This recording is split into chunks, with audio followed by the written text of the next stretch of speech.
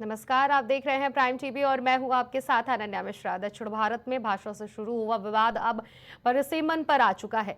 जी हां, एक बार फिर परिसीमन कराए जाने की सुगबुगाहट तेज हो गई है। तो दक्षिण के नेताओं ने मोर्चा खोल दिया है। आखिर क्या है ये परिसीमन और क्यों उठ रहे हैं विवाद, देखिए इस रिपोर्ट को। दक्षिण भारत, पहचान अलग, सियासत अलग, संस्कृति अलग और तो और भाषा भी अलग। अब इसी पहचान संस्कृति को लेकर दक्षिण भारत में एक नया ज्वालामुखी फूट चुका है। दक्षिण भारत के नेताओं ने इसके लिए जंग का ऐलान कर दिया। तमिलनाडु के सीएम एमके स्टालिन के नेतृत्व में तमाम दलों ने एक लड़ाई की शुरुआत कर दी है। बता दें कि लोकसभा सीटों के प्रस्तावित परिसीमन को लेकर राजनीतिक बहस तेज हो गई है। सबसे पहले जानते हैं कि आखिर परिसीमन क्या होता है। क्या होता है परिसीमन? निर्वाचन क्षेत्र की सीमाओं को दोबारा निर्धारित करना, आबादी का सही प्रतिनिधित्व के लिए होती है प्रक्रिया। चुनावी प्रक्रिया लोकतांत्रिक बनाने के लिए परिसीमन जरूरी। भारत में परिसीमन की पूरी प्रक्रिया जनगणना के आंकड़ों पर आधारित होती है। ये इसलिए किया जाता है क्योंकि जनसंख्या में लगातार बदलाव होता रहता है और नए परिसीमन से ये सुनिश्चित किया जाता है कि प्रत्येक निर्वाचन क्षेत्र की आबादी लगभग समान हो। ये परंपरा 1951 की पहली जनगणना से शुरू हुई, जब संविधान के तहत पहली बार परिसीमन आयोग गठित किया गया था। परिसीमन का इतिहास: 1952 में पहली बार हुआ परिसीमन। परिसीमन के बाद 494 सीटें हुई निर्धारित।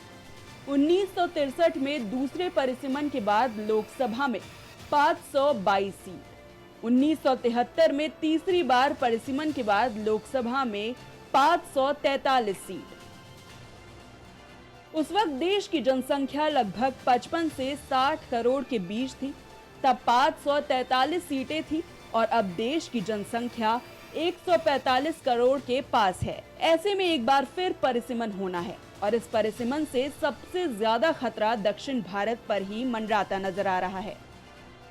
अगर जनगणना के हिसाब से सीटों का बंटवारा हुआ तो दक्षिण भारत में प्रतिनिधित्व का खतरा मंडराएगा। बस इसीलिए ही दक्षिण नेताओं की लॉबी एकजुट हुई थी। परिसीमन से जुड़ी चिंताएं: संसदीय और विधानसभा का पुनर्निर्धारण किया जाएगा। दक्षिण राज्यों में राजनीतिक दलों का प्रतिनिधित्व खोने का डर। बस यही कारण है कि दक्षिण भारत के पेशानी पर चिंताओं की लकीरें दिखाई दे रही हैं। इस पूरे मुद्दे की अगुवाई तमिलनाडु के सीएम एमके स्टालिन कर रहे हैं। तमिलनाडु के सीएम एमके स्टालिन ने कहा, परिसीमन उन राज्यों को प्रभावित करेगा जिन्होंने परिवार योजना को सफलतापूर्वक लागू किया है, इसीलिए हम इसका विरोध कर रहे हैं। मणिपुर 2 साल से जल रहा है, लेकिन उनकी आवाज नहीं सुनी जा रही है क्योंकि उनके पास उन्हें सुनने के लिए सांसद नहीं है। प्रतिनिधित्व खोने से धन और कानूनों पर अधिकार खो देंगे। छात्र, महिलाएं, किसान प्रभावित होंगे। इससे पहचान खतरे में पड़ जाएंगी। हमारे अपने देश में हमारे पास राजनीतिक अधिकार नहीं होंगे। इससे पहले परिसीमन पर पहली संयुक्त कार्य समिति की बैठक तमिलनाडु के मुख्यमंत्री और डीएमके अध्यक्ष एमके स्टालिन की अध्यक्षता में हुई। बैठक में हिस्सा लेने वाले नेताओं में केरल के सीएम पी विजयन, तेलंगाना के सीएम रेवंत रेड्डी और पंजाब के मुख्यमंत्री भगवान सिंह मान सहित कई राज्यों के प्रतिनिधियों ने हिस्सा लिया था। फिलहाल देखना ये होगा कि इस नए विवाद का आखिर क्या अंत होने वाला है।